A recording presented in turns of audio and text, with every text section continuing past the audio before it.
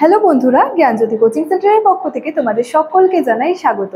আজকের ক্লাসে তোমাদের সঙ্গে আলোচনা করব তোমরা যারা বিকেইউ অর্থাৎ বাঁকুড়া ইউনিভার্সিটির অধীনস্থ বিভিন্ন কলেজগুলোতে পড়াশোনা করছো, তোমাদের জন্য আজকের ক্লাসে third semester major history paper 3 থেকে কিন্তু একটি অতি গুরুত্বপূর্ণ টপিক নিয়ে আলোচনা করব, সেটা হলো ভীমবেটকা সম্পর্কে।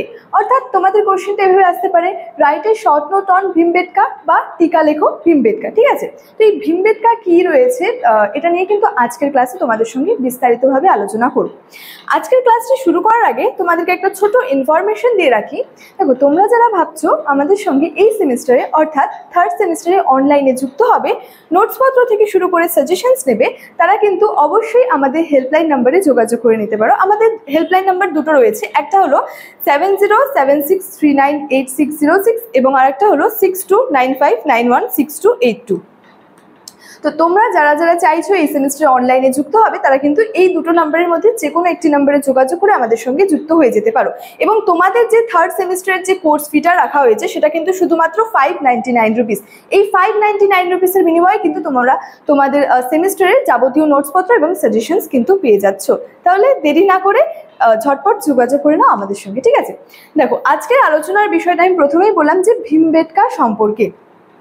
দেখো, প্রথমে এখানে কি বলা হচ্ছে যে প্রস্তর যুগের গুহাচিত্রের যে কটি নিদর্শন আবিষ্কৃত হয়েছিল সেগুলির মধ্যে উল্লেখযোগ্য ছিল হচ্ছে এই ভীমবেটকার গুহাচিত্র।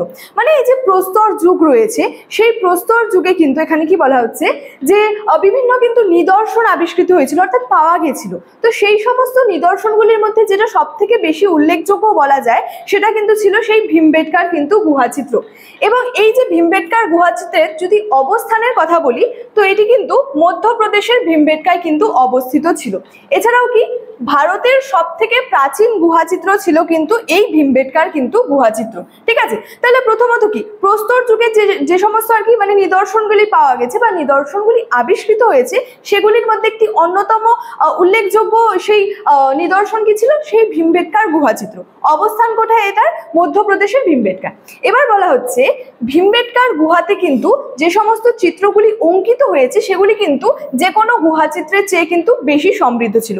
মানে ভীমবেটকার যে সমস্ত গুহাচিত্রগুলি রয়েছে সেখানে কিন্তু বলা যায় যে গুহাতে আর কি বিভিন্ন চিত্রগুলি কিন্তু অঙ্কিত ছিল। ঠিক আছে, এবং সেগুলি কিন্তু অন্যান্য আরো যে গুহাচিত্রগুলি রয়েছে সেগুলোর থেকে কিন্তু একটু বেশি সমৃদ্ধ ছিল। এবার হচ্ছে অঙ্কিত চিত্রগুলির বিষয়। মানে এখানে আমরা দেখতে পাচ্ছি যে ভীমবেটকার গুহা চিত্রগুলিতে কিন্তু বিভিন্ন চিত্র আর কি অঙ্কিত ছিল। তো সেই মানে চিত্র যে অঙ্কিত হয়েছিল, বিষয়গুলি কি ছিল? অঙ্কিত চিত্রগুলি বিষয় কি ছিল? কোন বিষয়ের উপর ভিত্তি করে সেখানে চিত্রগুলি আঁকা হতো? দেখো, প্রথমে বলা যায় যে এখানে মানুষের শিকারের দৃশ্য এবং ধর্মীয় বেশ কিছু প্রতীক চিত্রিত অবস্থায় কিন্তু পাওয়া গেছে। তাহলে চিত্রগুলির বিষয় কি ছিল? মানুষ শিকার করছে, সেই শিকারের দৃশ্য, এছাড়াও ধর্মীয় বেশ কিছু প্রতীক কিন্তু সেখানে চিত্রিত অবস্থায় পাওয়া গেছে। এছাড়াও কি শুধু তাই নয়, এই গুহাচিত্রে মানুষের দলবদ্ধতার ছবি বেশি, মানে মানুষ দলবদ্ধভাবে আছে সেই সমস্ত ছবিগুলি বেশি রয়েছে, পশু পাখির ছবি কিন্তু যথেষ্ট কম রয়েছে। তাহলে কি দেখতে পাচ্ছি? ভীমবেটকার যে গুহাচিত্রের মধ্যে যেখানে যে সমস্ত চিত্রগুলি অঙ্কিত রয়েছে, সেই অঙ্কিত চিত্রগুলির মূল বিষয়বস্তু কি রয়েছিল?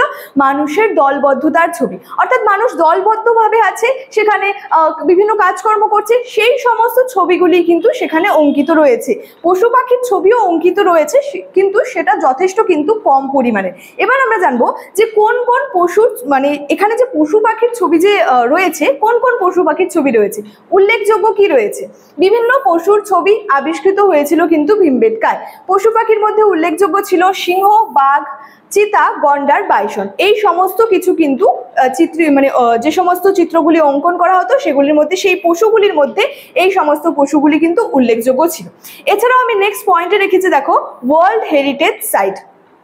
এক্ষেত্রে এটা ভীষণ গুরুত্বপূর্ণ এই জায়গাটা যে 2003 সালে ইউনেস্কো ভীমবেটকাকে কিন্তু ওয়ার্ল্ড হেরিটেজ সাইট হিসেবে কিন্তু যে চিহ্নিত কিন্তু করেছিলেন। এই ভীমবেটকার মধ্যে সব থেকে গুরুত্বপূর্ণ যেই তথ্যটা সেটা হচ্ছে ওয়ার্ল্ড হেরিটেজ সাইট, যেটা 2003 সালে ইউনেস্কো ভীমবেটকাকে ওয়ার্ল্ড হেরিটেজ সাইট হিসেবে কিন্তু চিহ্নিত করেছিল।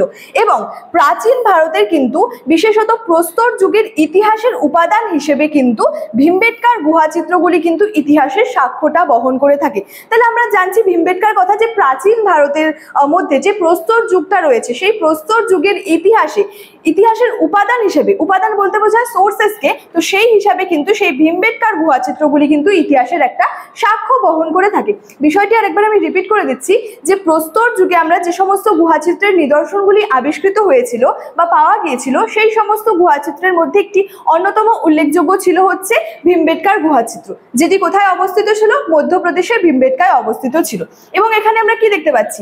ভীমবেটকার গুহাতে যে সমস্ত চিত্রগুলি অঙ্কিত হয়েছিল সেগুলি কিন্তু অন্যান্য গুহাচিত্রের থেকে একটু বেশি সমৃদ্ধ ছিল এবং সেখানে অঙ্কিত চিত্রগুলির বিষয় আমরা দেখতে পাচ্ছি মানুষের দলবদ্ধতার ছবি, বেশ কিছু ধর্মীয় প্রতীক চিত্রিত অবস্থায় পাওয়া গেছে এবং সেখানে পশু পাখিদের ছবি রয়েছে কিন্তু সেটা যথেষ্ট কম পরিমাণে। বিভিন্ন পশুর ছবি অঙ্কিত রয়েছিল যেমন সিংহ, বাঘ, চিতা ইত্যাদি। এবং লাস্টে যেটা ওয়ার্ল্ড হেরিটেজ সাইট সম্পর্কে বললাম, যেটা 2003 সালে ইউনেস্কো ভীমবেটকাকে ওয়ার্ল্ড হেরিটেজ সাইট হিসেবে কিন্তু আর কি চিহ্নিত কিন্তু করেছিল। তাহলে আজকের ক্লাসে আলোচনা করছিলাম ভীমবেটকা সম্পর্কে এবং একদম ছোট্ট আলোচনা ছিল এবং আলোচনাটা কিন্তু এতটাই ছিল। আজকের ক্লাস এতটাই, সমস্ত রকমের ইনফরমেশন তোমাদের প্রথমেই দিয়ে রেখেছিলাম। দেখা হচ্ছে নেক্সট দিনের ক্লাসে। তোমরা সকলেই ভালো থেকো, সুস্থ থেকো। Thank you so much. Thanks for watching.